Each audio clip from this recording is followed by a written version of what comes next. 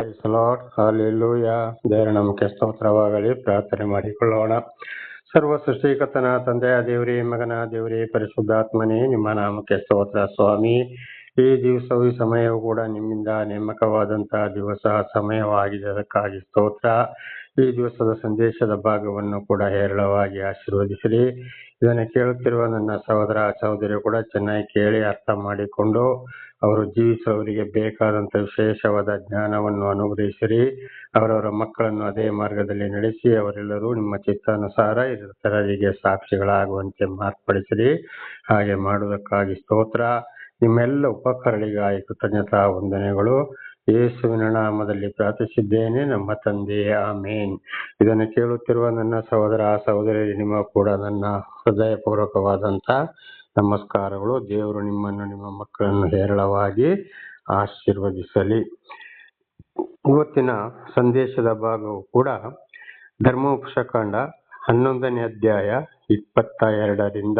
ಧರ್ಮೋಪದೇಶಕಾಂಡ 11:22. ದೇವರ ನಾಮಕ್ಕೆ ಸ್ತೋತ್ರವಾಗಲಿ. ಹಲ್ಲೆಲೂಯಾ. ಧರ್ಮೋಪದೇಶಕಾಂಡ 11:22. ನಾನು ಬೋಧಿಸುವ ಈ ಧರ್ಮೋಪದೇಶವನ್ನೆಲ್ಲ ನೀವು ಅನುಸರಿಸುವವರಾಗಿ ನಿಮ್ಮ ದೇವರಾದ ಯೆಹೋವನನ್ನು ಪ್ರೀತಿಸಿ ಎಲ್ಲ ವಿಷಯಗಳಲ್ಲಿಯೂ ಆತನು ಹೇಳುವ ಮಾರ್ಗದಲ್ಲೇ ನಡೆದು ಆತನನ್ನೇ ಹೊಂದಿಕೊಂಡಿದ್ದರೆ ಆತನು ಆ ಜನಾಂಗಗಳನ್ನೆಲ್ಲ ನಿಮ್ಮ ಎದುರಿನಿಂದ ಹೊರಡಿಸುವನು. ನಿಮಗಿಂತಲೂ ಬಲಿಷ್ಠ ಜನಾಂಗಗಳ ದೇಶವನ್ನು ಸ್ವಾಧೀನ ಮಾಡಿಕೊಳ್ಳುವಿರಿ. ದೇವರ ನಾಮಕ್ಕೆ ಸ್ತೋತ್ರವಾಗಲಿ. ಇದನ್ನು ಹಿಂದೆ ಕೂಡ ಆಗಾಗ ದೇವರು ಏನ್ ಮಾಡಿದ್ದಾರೆ, ಮೋಶೆ ಮುಖಾಂತರ ತಿಳಿಸಿಕೊಂಡು ಬರ್ತಾ ಇದ್ರು. ಹಾಗೆ ಮತ್ತು ಆಗಾಗ ಎಚ್ಚರಿಸ್ತಾ ಇದ್ದಾರೆ. ಯಾಕೆಂದ್ರೆ ಜನಗಳು ಬಹಳ ಹಾದಿ ತಪ್ಪಿ ಹೋಗ್ತಾರೆ, ಮಾತು ಕೇಳೋದಿಲ್ಲ ಅಂತ. ಇವತ್ತು ಕೂಡ ಅನೇಕರು ಏನ್ ಮಾಡ್ತಾರೆ, ಕಷ್ಟ ಸಂಕಟ ದುಃಖಗಳಿಗಾಗಿ ದೇವ್ರ ಬಳಿಗೆ ಬರ್ತಾರೆ, ದೇವ್ರ ಅದ್ಭುತ ಕಾರ್ಯಗಳನ್ನ ಮಾಡ್ತಾರೆ. ಯಾರನ್ನ ಬೇಕೋ, ಯಾರಲ್ಲಿ ಅದ್ಭುತ ಕಾರ್ಯಗಳನ್ನ ಮಾಡಬೇಕೋ ಅವರಲ್ಲಿ. ಹಾಗಿರುವಾಗ ಇವತ್ತು ಇದು ಕೂಡ ನಮಗೆ ಕೂಡ ಅನ್ವಯಿಸಿಕೊಳ್ತದೆ.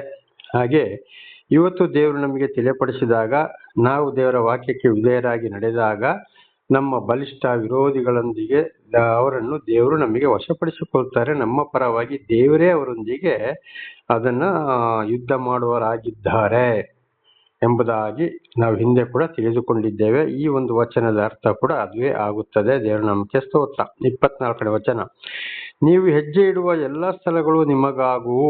ನೋಡಿ, ಪ್ರತಿ ಒಂದು ಸ್ಥಳದಲ್ಲಿ ಎಲ್ಲಿ ಹೆಜ್ಜೆ ಇಡ್ತೀವಿ ನಾವು, ಆ ಸ್ಥಳವನ್ನು ದೇವರು ಆರಿಸಿಕೊಂಡವರು ಸರಿಯಾಗಿ ವಿಧೇಯರಾಗಿ ಜೀವಿಸಿದ್ರೆ ಆ ಸ್ಥಳವು ಕೂಡ ಅವರದ್ದೇ ಆಗ್ತದೆ. ಅಲ್ಲಿ ಅವರಿಗೆ ಯಾವುದೇ ತೊಂದರೆ ಬರುವುದಿಲ್ಲ ಅಂತ ದೇವರ ನಾಮಕ್ಕೆ ಸ್ತೋತ್ರವಾಗಲಿ. ಅರಣ್ಯ ಮೊದಲುಗೊಂಡು ಲೆಬನನ್ ಪರ್ವತದವರೆಗೂ ಮತ್ತು ಯೂಫ್ರೇಟಿಸ್ ನದಿಯಿಂದ ಪಶ್ಚಿಮ ಸಮುದ್ರದವರೆಗೂ ನಿಮ್ಮ ಸೀಮೆ ವ್ಯಾಪಿಸುವುದು. ನೋಡಿ, ಪ್ರತಿ ಒಂದು ಕಡೆಗೂ ದೇವರು ಏನಾಗ್ತದೆ, ನಿಮ್ಮ ಒಂದು ಅಧಿಕಾರ, ನಿಮ್ಮ ಒಂದು ಮಾತು ನಡೆಯುತ್ತದೆ. ಅನ್ಯ ಜನಗಳನ್ನೆಲ್ಲ ಅಂಥವ್ರನ್ನ ದೇವರು ಆದುಕೊಂಡವರಿಗೆ ವಹಿಸಿಕೊಡ್ತಾರೆ. ಅಂದ್ರೆ ವಾಕ್ಯಕ್ಕೆ ವಿಧೇಯರಾಗಿ ಜೀವಿಸಿದ್ರೆ ಮಾತ್ರ ಎಲ್ಲ ಬಲಿಷ್ಠರನ್ನ ಎಂಥವ್ರನ್ನು ಕೂಡ ಜಯಿಸಬಹುದು ಅಂತ ಇದರ ಅರ್ಥವಾಗಿದೆ. 25. ಯಾರು ನಿಮ್ಮ ಮುಂದೆ ನಿಲ್ಲುವುದಿಲ್ಲ. ಅಯ್ಯೋ, ಅವ್ರ ಹತ್ರ ಮಾತಾಡಕ್ಕಾಗೋದಿಲ್ಲ, ಬಹಳ ಸ್ಟ್ರಿಕ್ಟ್ ಆಗಿ ಮಾತಾಡ್ತಾರೆ, ಒಳ್ಳೆ ಕಾನೂನು ಮಾತಾಡ್ತಾರೆ, ನ್ಯಾಯ ಮಾತಾಡ್ತಾರೆ, ಅವರ ಮಾತಿಗೆ ಉತ್ತರ ಕೊಡಲು ಆಗುತ್ತಾರೆ, ಅವರ ಹಿಂದೆ ಹೋಗ್ಲಿಕ್ಕೂ ಆಗುವುದಿಲ್ಲ. ಈಗ ಮೋಶೆ ಸೀನಾಯಿ ಬೆಟ್ಟದಿಂದ 10 ಆಜ್ಞೆಗಳ ಕಲ್ಲನ್ನ ತೆಗೆದುಕೊಂಡು ಇಳಿದು ಬಂದಾಗ ಇಸ್ರೇಲರಿಗೆ ಮೋಶೆ ಮುಖ ನೋಡ್ಲಿಕ್ಕೆ ಆಗ್ಲಿಲ್ಲ, ಅಷ್ಟು ಪ್ರಕಾಶಮಾನವಾಗಿತ್ತು. ಹಾಗೆ ದೇವರ ವಾಕ್ಯಕ್ಕೆ ದೇವರು ಆರಿಸಿಕೊಂಡಾಗ ದೇವರ ವಾಕ್ಯಕ್ಕೆ ಚಾಚು ತಪ್ಪದೆ ವಿಧೇಯರಾಗಿ ಜೀವಿಸಿದ್ರೆ ಅಂಥವರ ಮುಖದಲ್ಲಿ ಕೂಡ ಬಹಳ ಪ್ರಕಾಶ ಇರ್ತದೆ, ಮಾತಿನಲ್ಲಿ ಗಾಂಭೀರ್ಯವಾಗಿರುತ್ತದೆ. ಎಲ್ಲಾ ತರದಲ್ಲಿ ಅವರನ್ನ ಸೋಲಿಸಲಿಕ್ಕೆ ಯಾರಿಂದಲೂ ಸಾಧ್ಯವಿಲ್ಲ. ದೇವರ ನಾಮಕ್ಕೆ ಸ್ತೋತ್ರವಾಗಲಿ. ಹಲ್ಲೆಲೂಯಾ. ಅದಕ್ಕೆ ಹೇಳಿದ್ದು, ಯಾರೂ ನಿಮ್ಮ ಮುಂದೆ ನಿಲ್ಲುವುದಿಲ್ಲ. ಅಂದ್ರೆ ಕೆಟ್ಟವರು, ಲೋಕದ ವಿಷಯಗಳು, ಪ್ರಾಪಂಚಿಕ ವಿಷಯಗಳು ದೇವರು ಆರಿಸಿಕೊಂಡವರ ಮುಂದೆ ನಿಲ್ಲುವುದಿಲ್ಲ.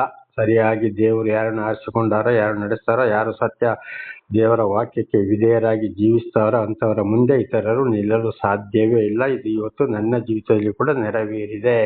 ದೇವರ ನಾಮಕ್ಕೆ ಸ್ತೋತ್ರ.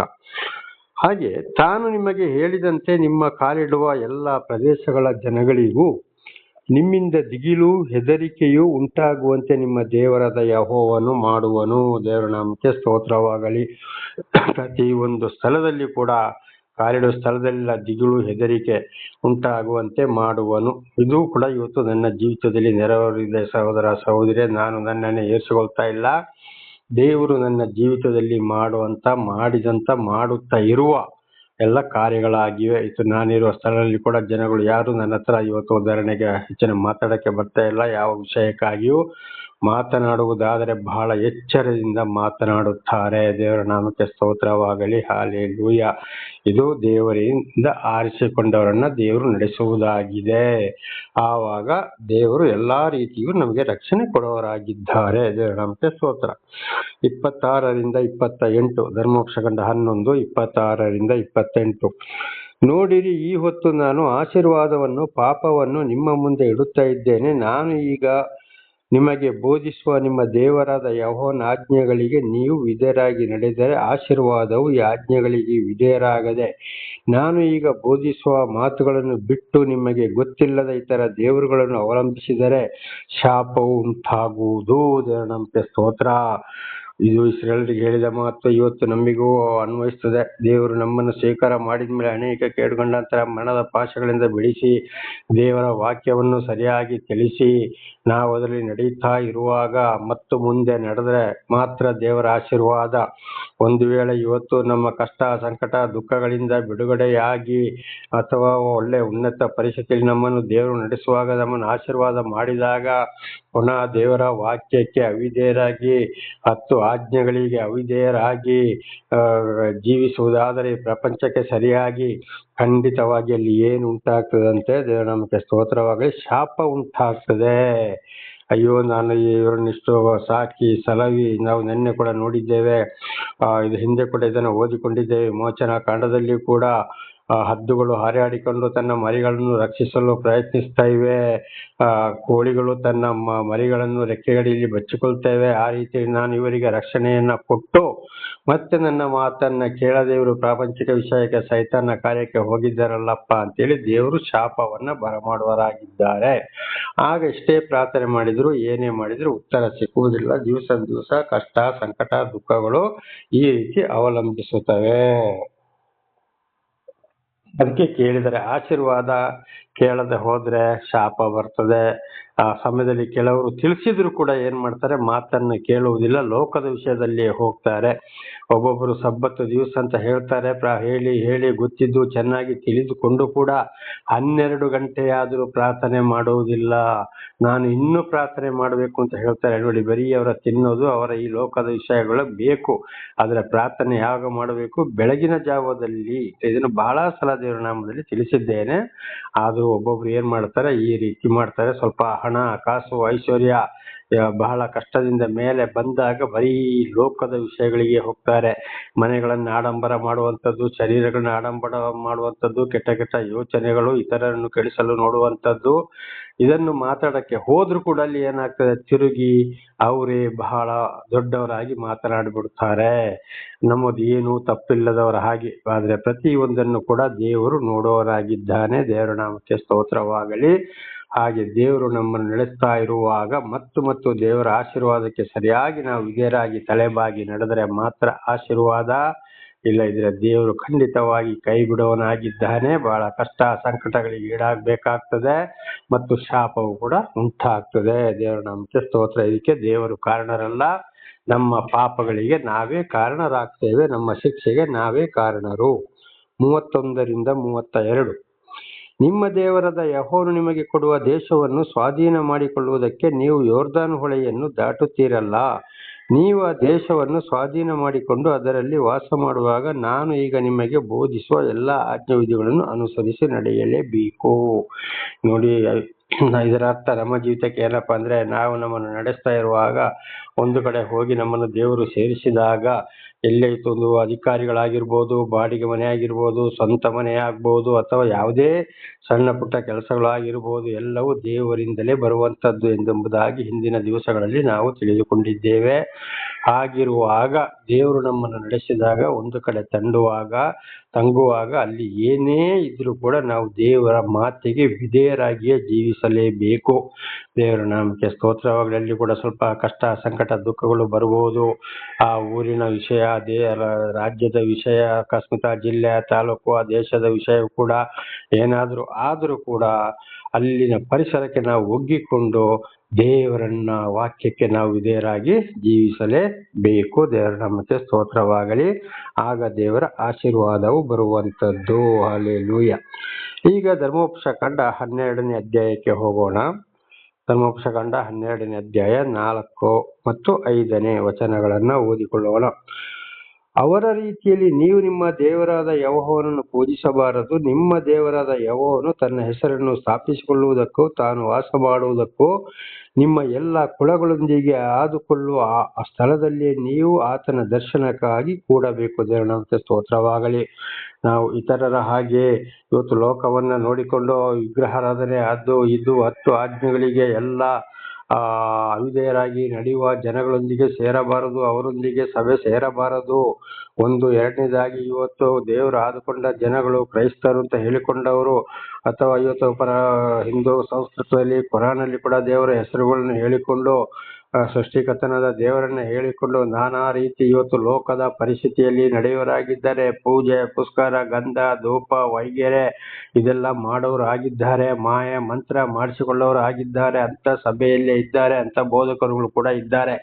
ಆದರೆ ಅವರ ಮಾತನ್ನು ಕೇಳದೆ ಅವರ ಜೊತೆಯಲ್ಲಿ ಕೂಡ ನಾವು ವಾಸ ಕೂಡ ಮಾಡಬಾರದು, ಅವರ ಜೊತೆಯಲ್ಲಿ ಕೂಡ ನಾವು ಸೇರಬಾರದು. ಸರಿಯಾಗಿ ದೇವರ ವಾಕ್ಯವನ್ನ ಎಲ್ಲಿ ವಿವರಿಸ್ತಾರೋ, ಎಲ್ಲಿ ಬೋಧನೆ ಮಾಡ್ತಾರೋ ಅಂಥಲ್ಲಿ ಸಭೆ ಕೂಡಬೇಕು ಅಂತ ಇದು ದೇವರ ವಾಕ್ಯ ನಮಗೆ ತಿಳಿಸಲ್ಪಡ್ತದೆ.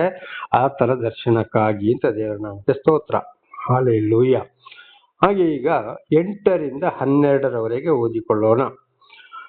ನಾವು ಈಗ ಈ ಸ್ಥಳದಲ್ಲಿ ನಡೆಯುವಂತೆ ಎಲ್ಲರೂ ತಮ್ಮ ತಮ್ಮ ಮನಸ್ಸಿಗೆ ತೋರಿದಂತೆ ನಡೆಯಕೂಡದು. ಅವರವರ ಮನಸ್ಸಿಗೆ ಬಂದಾಗೆ ಯಾವಾಗಲೂ ನಡಿಬಾರದು, ಅಥವಾ ಇವ್ರನ್ನ ನಮ್ಮ ಬಂಧು ಬಳಗ ಅಂತೇಳಿ ನಡೆಯಬಾರದು. ಸುಳ್ಳು ಬೋಧಕರುಗಳನ್ನು ಕೂಡ ಪತ್ತೆ ಹಚ್ಚಿಕೊಳ್ಳಬೇಕಾಗಿದೆ. ದೇವರ ವಾಕ್ಯದಂತೆ ನಾವು ನಡೆಯಬೇಕು ಎಂಬುದಾಗಿ. 9ನೇ ವಚನ. ನಿಮ್ಮ ದೇವರಾದ ಯೆಹೋವನು ನಿಮಗೆ ಕೊಡುವ ಸ್ವಾಸ್ಥ್ಯಕ್ಕೆ ಸೇರಿ ನೀವು ಇನ್ನೂ ವಿಶ್ರಾಂತಿ ಹೊಂದಲಿಲ್ಲವಲ್ಲ. ಆದರೆ ನೀವು ಯೋರ್ದಾನ್ ಹೊಳೆಯನ್ನು ದಾಟಿ ನಿಮ್ಮ ದೇವರಾದ ಯೆಹೋವನು ನಿಮಗೆ ಸ್ವಾಸ್ಥ್ಯವಾಗಿ ಕೊಡುವ ದೇಶದಲ್ಲಿ ಮನೆ ಮಾಡಿಕೊಂಡಿರುವಾಗ ನಿಮ್ಮ ಸುತ್ತಲೂ ಶತ್ರುಗಳು ಯಾರು ಇಲ್ಲದಂತೆ ಯೆಹೋವನು ಮಾಡಿದ್ದರಿಂದ ನೀವು ನಿರ್ಭಯವಾಗಿರುವ ಕಾಲದಲ್ಲಿ ನಾನು ನಿಮಗೆ ಆಜ್ಞಾಪಿಸಿದ ಎಲ್ಲ ಕಾಣಿಕೆಗಳನ್ನು, ಅಂದರೆ ಸರ್ವಾಂಗ ಹೋಮಗಳೇ ಮುಂತಾದ ಯಜ್ಞ ಪಶುಗಳನ್ನು, ಬೆಳೆಯ ದಶಾಂಶಗಳನ್ನು, ಯೆಹೋವನಿಗೋಸ್ಕರ ಪ್ರತ್ಯೇಕಿಸುವ ಪದಾರ್ಥಗಳನ್ನು, ಹರಿಕೆ ಮಾಡಿದ ವಿಶೇಷವಾದ ಕಾಣಿಕೆಗಳನ್ನು, ಇವುಗಳನ್ನೆಲ್ಲ ನಿಮ್ಮ ದೇವರಾದ ಯೆಹೋವನು ತನ್ನ ಹೆಸರನ್ನು ಸ್ಥಾಪಿಸುವುದಕ್ಕೆ ಆದುಕೊಳ್ಳುವ ಸ್ಥಳಕ್ಕೆ ತಂದು, ನೀವು ನಿಮ್ಮ ಗಂಡು ಹೆಣ್ಣು ಮಕ್ಕಳು ದಾಸ ದಾಸಿಯರು ನಿಮ್ಮ ನಡುವೆ ಸ್ವಾಸ್ಥ್ಯವನ್ನು ಹೊಂದದೇ ಇರುವ ನಿಮ್ಮ ಊರಿನ ಲೇವಿಯರು ನಿಮ್ಮ ದೇವರಾದ ಯೆಹೋವನ ಸನ್ನಿಧಿಯಲ್ಲಿ ಸಂತೋಷವಾಗಿರಬೇಕು. ದೇವರ ನಾಮಕ್ಕೆ ಸ್ತೋತ್ರವಾಗಲಿ. ಹಾಗೆ ಸತ್ಯ ಸುವಾರ್ತೆ ಎಲ್ಲಿ ನಡೀತದೋ, ಎಲ್ಲಿ ಬೋಧನೆ ನಡೀತದೋ ಅಲ್ಲಿ ಖಂಡಿತವಾಗಿ ನಮಗೆ ವಿರೋಧವಾಗಿ ಶತ್ರುಗಳಿದ್ದಾರೆ. ಅಂತ ಶತ್ರುಗಳನ್ನು ಕೂಡ ದೇವರು ಹೊರಡಿಸುವವರಾಗಿದ್ದಾರೆ, ದೂರ ಕಳಿಸುವವರಾಗಿದ್ದಾರೆ. ಆಗ ಪ್ರತಿ ಒಂದು ಕಾಣಿಕೆಯನ್ನು ಕೂಡ ಹಿಂದೆ ಕಾಣಿಕೆ ವಿಚಾರದಲ್ಲಿ ಹೇಳಿದ್ದೇವೆ. ದುಡ್ಡಿನ ವಿಚಾರದಲ್ಲಿ 10ರಲ್ಲಿ 1 ಭಾಗ, ಅಥವಾ ಕಷ್ಟ ಸಂಕಟ ದುಃಖದಲ್ಲಿದ್ದರೆ ಸಾಧ್ಯವಾದಷ್ಟು, ಆದರೆ ಸುಳ್ಳು ಹೇಳಬಾರದು. ಆರ್ಥಿಕ ಪರಿಸ್ಥಿತಿ ಚೆನ್ನಾಗಿದ್ದರೆ 10ರಲ್ಲಿ 1 ಭಾಗ ಅಲ್ಲ, ಜಾಸ್ತಿ.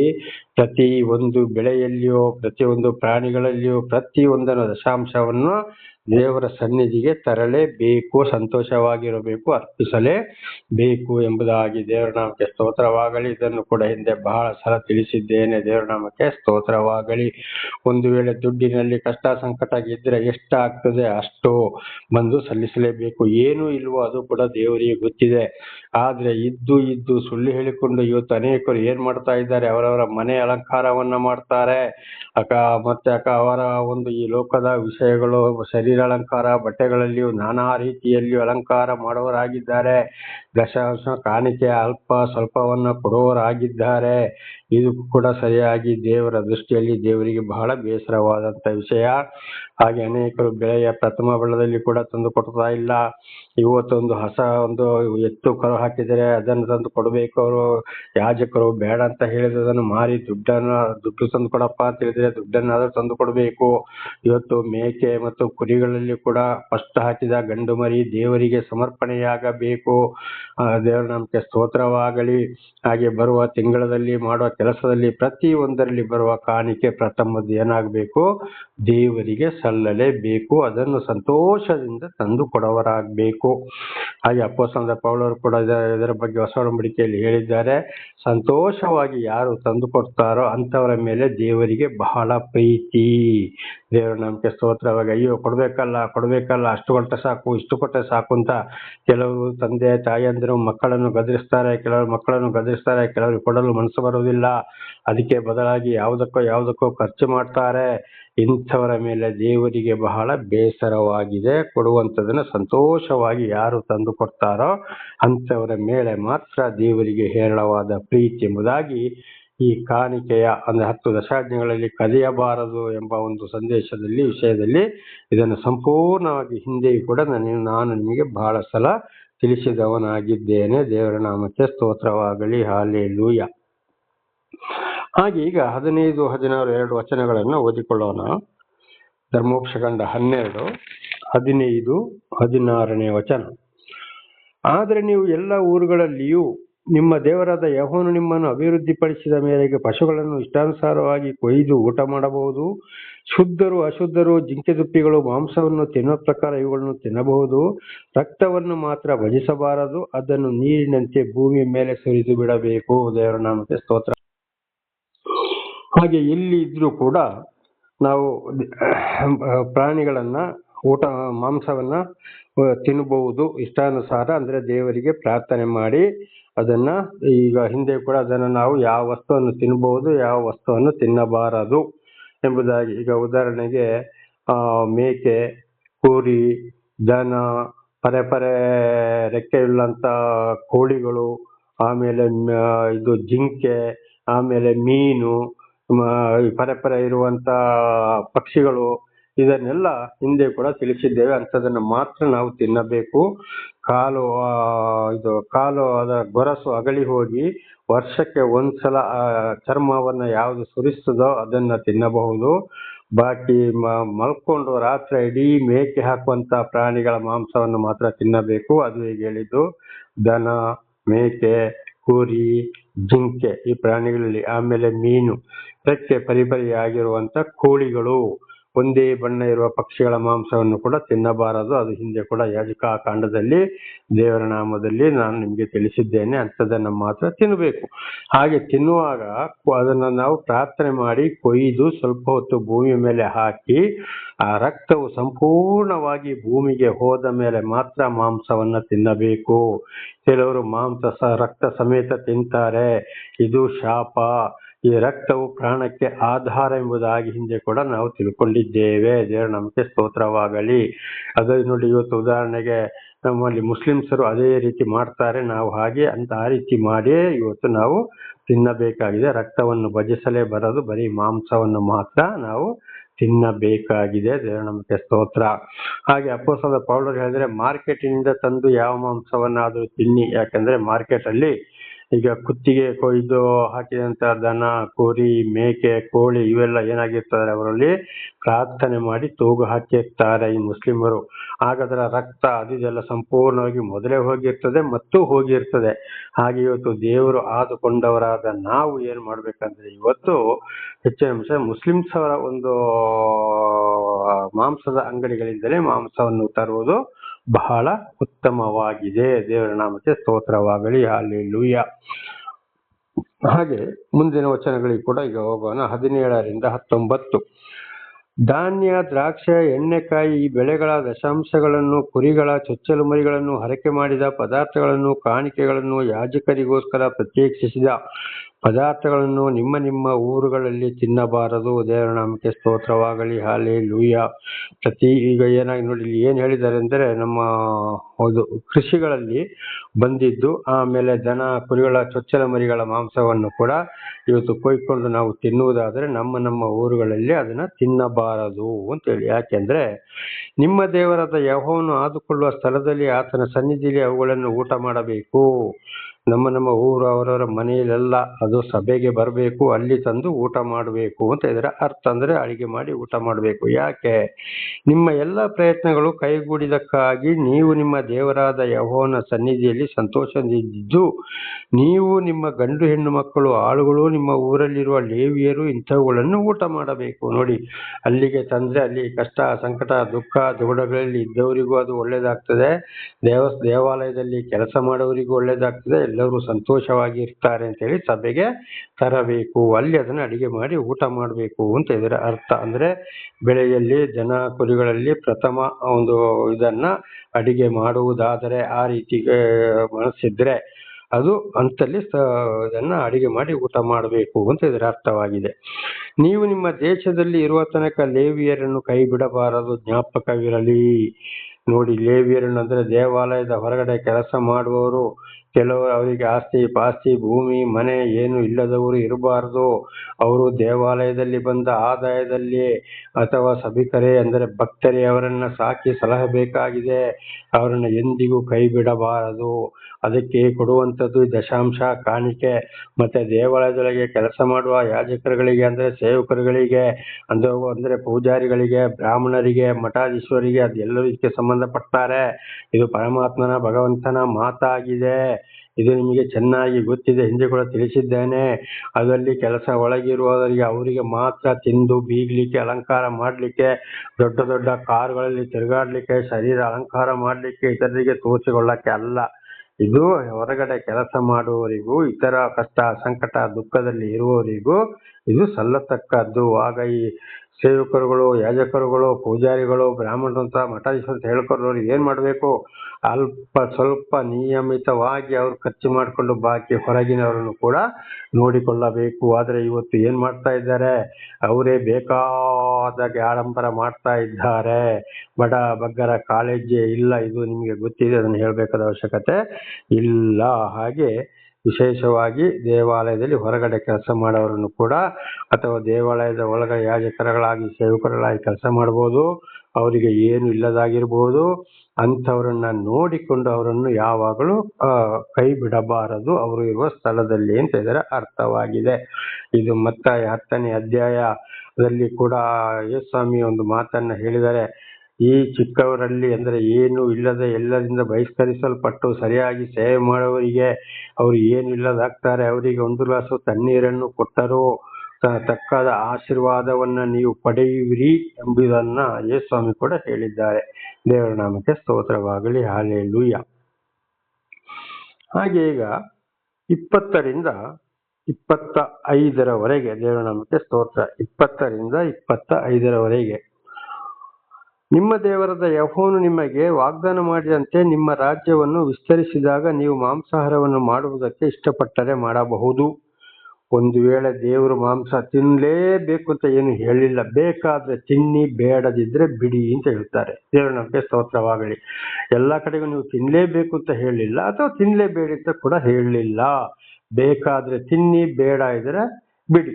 ಇವತ್ತು ಮಾಂಸ ತಿಂದು ಯಾವ ದೇವಾಲಯಕ್ಕೆ ಹೋಗೋದರಲ್ಲಿಯೂ ತಪ್ಪಿಲ್ಲ, ತಿನ್ನದೆ ಹೋಗೋದರಲ್ಲಿಯೂ ಕೂಡ ತಪ್ಪಿಲ್ಲ.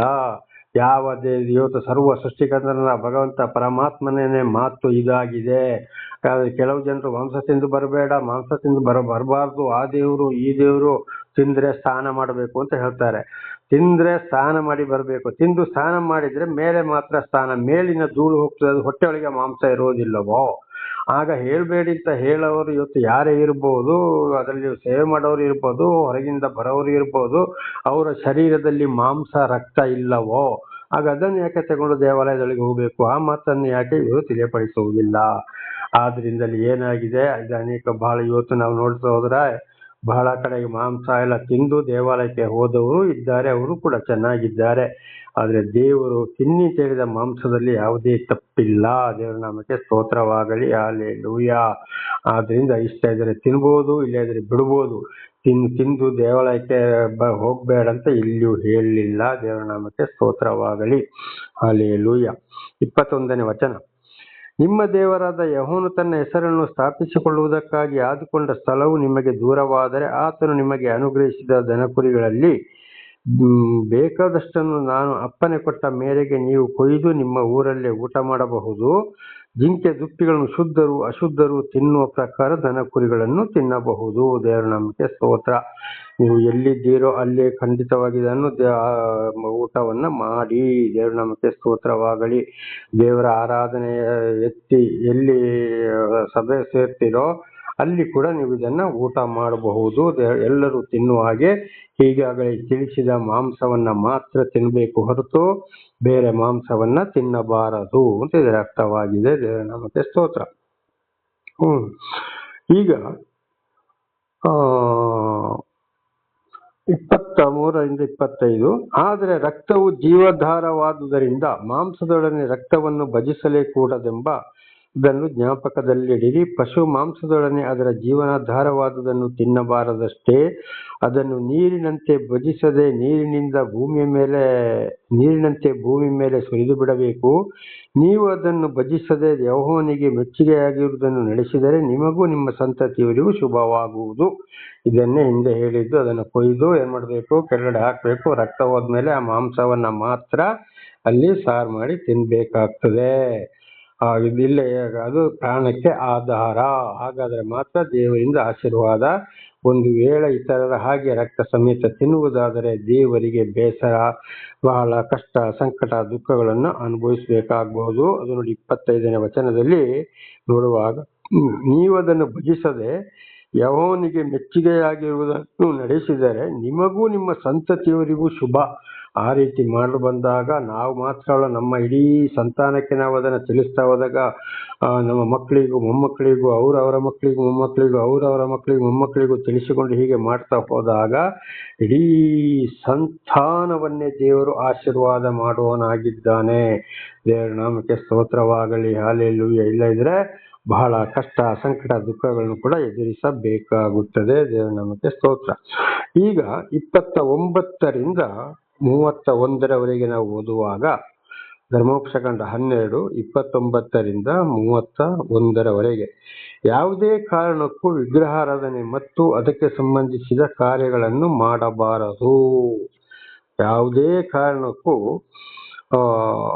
ವಿಗ್ರಹಾರಾಧನೆ ಮತ್ತು ಅದಕ್ಕೆ ಸಂಬಂಧಿಸಿದ ಕಾರ್ಯಗಳನ್ನ ಮಾಡಬಾರದು.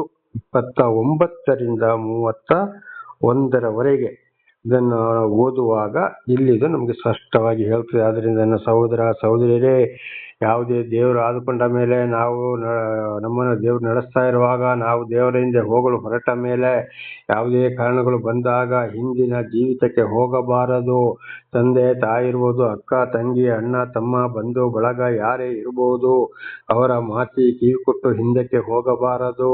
ಇನ್ನೊಂದು ಕಡೆ ಬರೆಯಲ್ಪಟ್ಟಿದೆ, ಸೈತಾನನು ಬೇರೆಯವರ ಮುಖಾಂತರ ಅಲ್ಲಿ ಇಂಥವ್ರನ್ನ ಏನ್ ಮಾಡ್ತಾನೆ ಅಂದ್ರೆ ಸೈತಾನ ಕಡೆ ಸೆಳೀತಾನೆ. ಹಾಗೆ ಮಾಡ್ಬೇಕು, ಹೀಗೆ ಮಾಡ್ಬೇಕು, ಬನ್ನಿ ಅಂತೇಳಿ ಅದು ಅವರ ಮುಖಾಂತರ ಸೈತಾನ್ ಮಾಡುವ ಕಾರ್ಯವಾಗಿದೆ.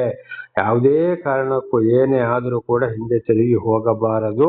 ಒಂದು ವೇಳೆ ಅವರು ಇವರು ಆ ಬಂಧುಗಳು ಈ ಬಂಧುಗಳಪ್ಪ ಅಂತ ಹೇಳ್ಕೊಂಡು ಹೋಗುವುದಾದರೆ ದೇವರ ಆಶೀರ್ವಾದವನ್ನ ಕಳೆದುಕೊಳ್ಳಬೇಕಾಗ್ತದೆ. ಕೆಲವರು ಏನ್ ಹೇಳ್ತಾ ಇದ್ದಾರೆ ಅಂದ್ರೆ, ನಮಗೆ ದೇವರ ಮನಸ್ಸು ನಮ್ಮ ಆತ್ಮದಲ್ಲಿ ಹೃದಯದಲ್ಲಿ ಇದ್ರೆ ಸಾಕಲ್ಲ ಅಂತೇಳಿ. ಹಾಗೆ ನೀನು ಆ ಮನಸ್ಸಿನಲ್ಲಿ ನೀನು ಇಟ್ಟುಕೋ, ಬಾಕಿ ನೀನು ಮಾಡುವ ಕಾರ್ಯವನ್ನೆಲ್ಲ ಮಾಡುವಂತ ದೇವರು ಹೇಳಿದ್ದಾರಾ? ಇಲ್ಲ. ಯಾಜಕಕಾಂಡ 19ನೇ ಅಧ್ಯಾಯ 2ನೇ ವಚನ ನೋಡುವಾಗ, ನಾನು ಪರಿಶುದ್ಧನಾದಾಗೆ ನೀವು ಪರಿಶುದ್ಧರಾಗಿರಿ ಎಂಬುದಾಗಿ ಹೇಳಿದ್ದಾರೆ. ಪ್ರಕಟಣೆ 21ನೇ ಅಧ್ಯಾಯ 8ನೇ ವಚನ ಓದುವಾಗ, ಅಲ್ಲಿ ಮತ್ತೆ ಪುನಃ ಪ್ರಾಪಂಚಿಕ ವಿಷಯಕ್ಕೆ ಹೋದರೆ 2ನೇ ಮರಣ ಗದಗಂತ ಉರಿಯುವ ಗಂಧದ ಕೆರೆಗೆ ಹೋಗಿ ಬೀಳ್ತಾರೆ. ಅಂದ್ರೆ ಭೂಮಿಯಲ್ಲಿ ಕೂಡ ಬಹಳ ಕಷ್ಟ, ಸಂಕಟ, ದುಃಖವನ್ನು ಸಾಯುವುದರೊಳಗೆ ಅನುಭವಿಸಬೇಕಾಗ್ತದೆ.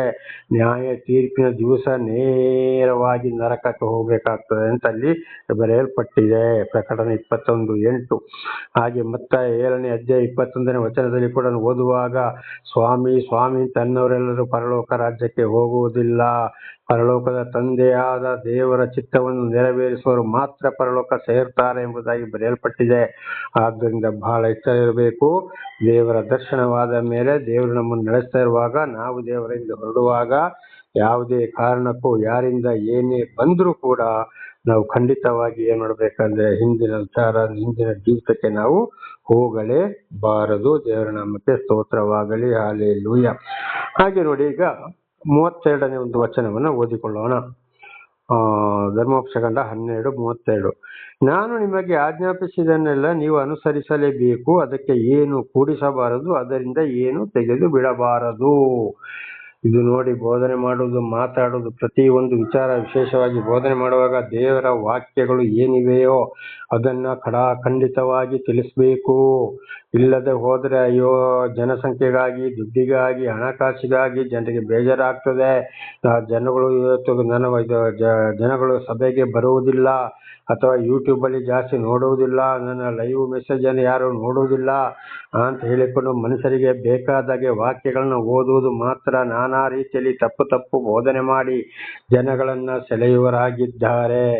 ಇಂಥವರ ಮೇಲೆ ಕೂಡ ದೇವರಿಗೆ ಬೇಸರ. ಇದು ಹಿಂದೆ ಕೂಡ ಧರ್ಮೋಪದೇಶಕಾಂಡ 4ನೇ ಅಧ್ಯಾಯ 2ನೇ ವಚನದಲ್ಲಿ ಕೂಡ ಇದನ್ನ ನಾವು ಓದಿಕೊಂಡಿದ್ದೇವೆ. ಪ್ರಕಟಣೆ 22:18-19 ಕೂಡ ಓದುವಾಗ ತಪ್ಪು ಬೋಧನೆ, ಸುಳ್ಳು ಜನಗಳನ್ನ ಹೇಳಿ ಜನಗಳನ್ನ ಯಾರು ಬೋಧಿಸ್ತಾರೋ, ಮಾರಿಸ್ತಾರೋ ಅಂತವರ ಮೇಲೆ ಈ ಗ್ರಂಥಗಳಲ್ಲಿ ಬರೆದಿರುವ ಪ್ರತಿ ಒಂದು ಶಾಪವು ಅವರ ಮೇಲೆ ಬರುತ್ತದೆ ಎಂಬುದಾಗಿ ಪ್ರಕಟಣೆ 22:18-19 ಬರೆಯಲ್ಪಟ್ಟಿದೆ. ಜ್ಞಾನೋಕ್ತಿ 36 ನೋಡುವಾಗ ಅಂತವರಿಗೆ ಬಹಳ ಶಿಕ್ಷೆ ಬರ್ತದೆ. ಆಮೇಲೆ ಜನಗಳು ಸುಳ್ಳು ಬೋಧನೆ ಮಾಡಿ ಅಷ್ಟು ಸಂಪಾದನೆ ಮಾಡ್ದ, ಇಷ್ಟು ಸಂಪಾದನೆ ಮಾಡ್ದ, ಮೋಸ ಮಾಡ್ದ, ಇವತ್ತು ಯಾವ ಶಿಕ್ಷೆಗೆ ಗುರಿಯಾದ, ಅವನ ಗತಿ ಏನಾಯ್ತು ಎಂಬುದಾಗಿ ಕೂಡ ನೋಡಿರಿ ಎಂಬುದಾಗಿ ಅಲ್ಲಿ ಕೂಡ ಜನಗಳು ಮಾತನಾಡಿಕೊಳ್ತಾರೆ ಎಂಬುದಾಗಿ ಜ್ಞಾನೋಕ್ತಿ 36 ಬರೆಯಲ್ಪಟ್ಟಿದೆ.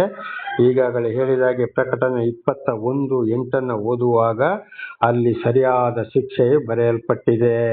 ಮತ್ತಾಯ 3ನೇ ಅಧ್ಯಾಯ 10ನೇ ವಚನದಲ್ಲಿ ಕೂಡ ಒಳ್ಳೆ ಫಲ ಕೊಡಲಾಗದ ಪ್ರತಿಯೊಂದು ಮರವನ್ನ ಕಡಿದು ಬೆಂಕಿಗೆ ಹಾಕಲಾಗುವುದು. 12ನೇ ವಚನದಲ್ಲಿ ನೋಡುವಾಗ ಅವರ ಕೈಯಲ್ಲಿ ಮರವಿದೆ, ಕಾಳನ್ನು ತೂರುವರು, ಗಟ್ಟಿ ಕಾಳನ್ನು ಕಣಜಕ್ಕೆ ತುಂಬುವನು, ಹೊಟ್ಟನ್ನು ಆರಿಸಲಾಗದ ಬೆಂಕಿಯಲ್ಲಿ ಸುಟ್ಟು ಹಾಕುವರು ಎಂಬುದಾಗಿ ಕೂಡ ಇದುವೇ ಶಿಕ್ಷೆಯನ್ನು ಬರೆಯಲ್ಪಟ್ಟಿದೆ.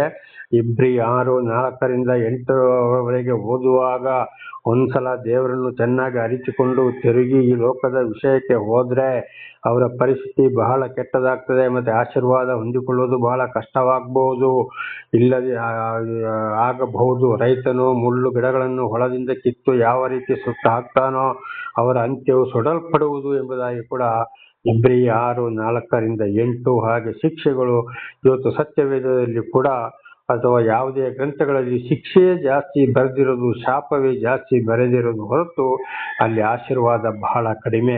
ಯಾಕೆಂದರೆ ಜನಗಳನ್ನು ಎಷ್ಟೇ ಪೋಷಣೆ ಮಾಡಿದ್ರು, ಎಷ್ಟೇ ಕೊಟ್ಟು ಏನೇ ಮಾಡಿದ್ರು ದೇವರ ಮಾರ್ಗದಲ್ಲಿ ಜನಗಳು ನಡೆಯುವುದು ಬಹಳ ಕಷ್ಟವಾಗಿದೆ.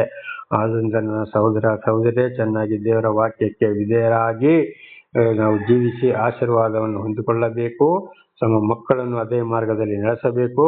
ಆಗ ಮಕ್ಕಳು ಆಶೀರ್ವಾದ ನಿಧಿಯಾಗಿ ಜೀವಿಸ್ತಾರೆ. ದೇವರ ನಾಮಕ್ಕೆ ಸ್ತೋತ್ರ. ಪ್ರಾರ್ಥನೆ ಮಾಡಿಕೊಳ್ಳೋಣ. ಸರ್ವ ಸೃಷ್ಟಿಕರ್ತನ ತಂದೆಯಾದ ದೇವರೇ, ಮಗನಾದ ದೇವರೇ, ಪರಿಶುದ್ಧಾತ್ಮನೇ, ನಿಮ್ಮ ನಾಮಕ್ಕೆ ಸ್ತೋತ್ರ ಸ್ವಾಮಿ. ಇವತ್ತಿನ ಈ ಒಂದು ಸಂದೇಶವನ್ನ ನನ್ನ ಸಹೋದರಿಗೆ ನೀವು ತಿಳಿಸಿದ್ದೀರಿ. ಅವರು ಏನಾದರೂ ತಪ್ಪಿ ಹೋಗಿದ್ದರೆ ದೇವರೇ, ಅವರ ಪಾಪ ಪರಿಹಾರ ರಕ್ಷಣೆ ನಿಮ್ಮಿಂದಲೇ ಸ್ವಾಮಿ. ಅವರನ್ನು ನೀವು ಕ್ಷಮಿಸಿರಿ. ಅವರು ಚೆನ್ನಾಗಿ ಕೇಳಿ ವಾಕ್ಯಕ್ಕೆ ವಿಧೇಯರಾಗಿ ಜೀವಿಸಿ ನಿಮ್ಮ ಆಶೀರ್ವಾದ ಹೊಂದಿಕೊಳ್ಳಲು ಬೇಕಾದಂಥ ವಿಶೇಷವಾದ ಜ್ಞಾನವನ್ನು ಅವರಿಗೆ ಅನುಗ್ರಹಿಸಿರಿ. ಅವರ ಮಕ್ಕಳಿಗೂ ಅವರನ್ನು ತಿಳಿಸಿ, ಅದು ಎಲ್ಲ ನಿಮ್ಮ ವಾಕ್ಯಗಳನ್ನು ತಿಳಿಸಿ ಅವರನ್ನು ನಿಮ್ಮ ಮಾರ್ಗದಲ್ಲಿ ನಡೆಸಿ ಅವರೆಲ್ಲರೂ ನಿಮ್ಮ ಚಿತ್ತಾನುಸಾರ ಇತರರಿಗೆ ಸಾಕ್ಷಿಗಳಾಗುವಂತೆ ಮಾರ್ಪಡಿಸಿರಿ. ಹಾಗೆ ಮಾಡುವುದಕ್ಕಾಗಿ ಸ್ತೋತ್ರ. ನಿಮ್ಮ ಎಲ್ಲ ಉಪಕಾರಗಳಿಗಾಗಿ ಸ್ತೋತ್ರ. ಯೇಸುವಿನ ನಾಮದಲ್ಲಿ ಪ್ರಾರ್ಥಿಸಿದ್ದೇನೆ ನಮ್ಮ ತಂದೆಯ ಆಮೆನ್. ಇದನ್ನು ಕೇಳುತ್ತಿರುವ ನನ್ನ ಸಹೋದರಿ, ನಿಮಗೂ ನನ್ನ ಧನ್ಯವಾದಗಳು. ದೇವರು ನಿಮ್ಮನ್ನು, ನಿಮ್ಮ ಮಕ್ಕಳನ್ನು, ನಿಮ್ಮ ಎಲ್ಲ ಕೆಲಸ ಕಾರ್ಯಗಳನ್ನು ಪ್ರತಿಯೊಂದನ್ನು